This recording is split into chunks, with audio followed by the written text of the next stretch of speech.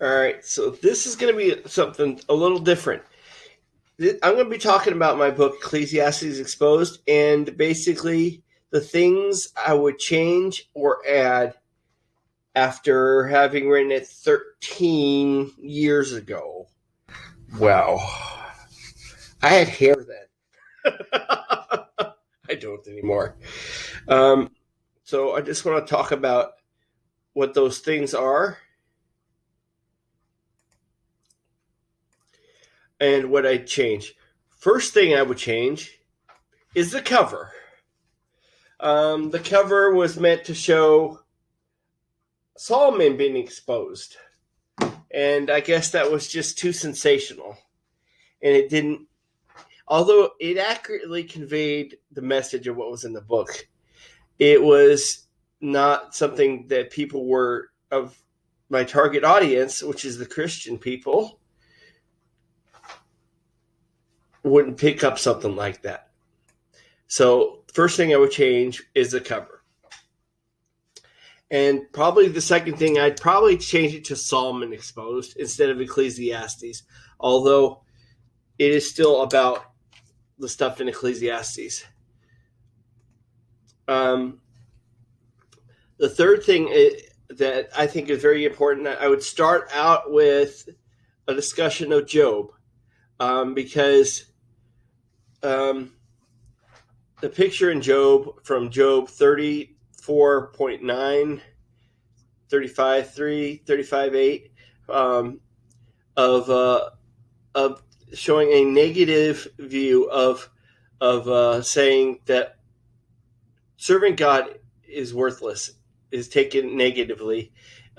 Malachi 3:14 through 18 also shows that idea of serving God as worthless as being negative.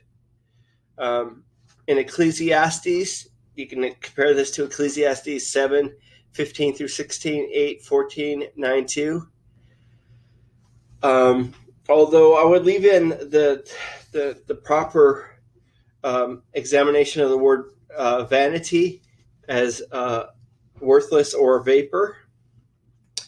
I would definitely go more into depth on the word that Solomon uses for God in Ecclesiastes, which is the Strong's number H 430 Elohim. And that's in the book Ecclesiastes Exposed, but it needs to get a little bit deeper. You show examples like Exodus 21:6, Exodus 22:8 through 9, Psalms 8:5. Those use the Strong's H430 that Solomon uses, and I believe it's accurate to describe the use of that term as more generic than God. I would say it would be something like deity. So that would make that a little clearer. Also, the work of the presenter, I think I would explain that a little bit differently. And reading it again, there is the work of the presenter is chapter 1 verses 1 through 2 and chapter 12 8 through 14. That stays the same, but I would delve into that a little bit more. I think I covered the theme of Ecclesiastes as being vanity, and vanity is worthless. I would tie that more with the theme of Ecclesiastes to the passages in Job and Malachi that I mentioned.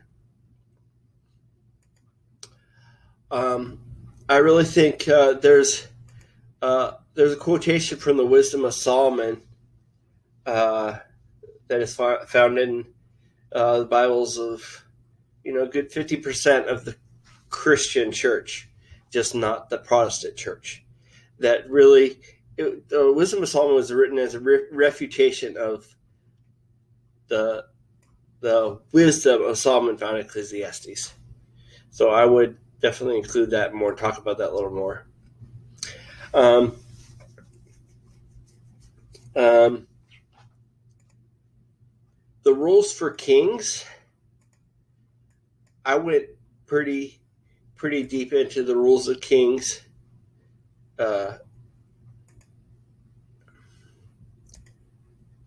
When I in my book, I don't know that's as necessary. Um,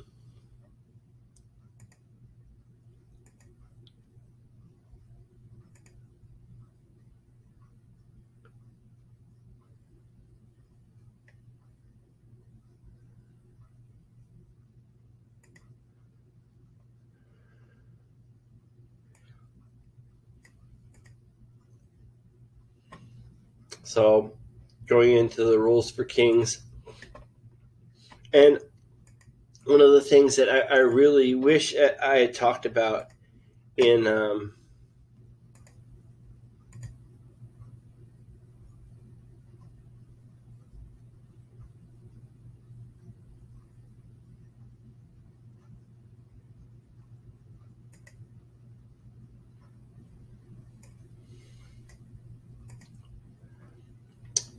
is how to look at Ecclesiastes in a positive way, and explain how Job's friends,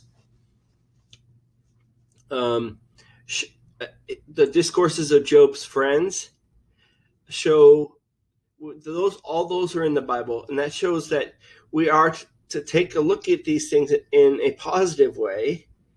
As how to take a look at Ecclesiastes is as antagonistic. We're supposed to look at the words of Ecclesiastes like we would look at the words of Job's friends, as earthly, not godly wisdom.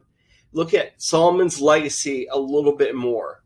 From 1 Kings 11, 1 through 8, 2 Kings 23, 13, and Nehemiah 13, 26. I would examine those things a little closer and show how Matthew references Solomon's legacy. So those are some of the things that I would change or add to my book of Ecclesiastes Exposed. So I just wanted to touch on those. And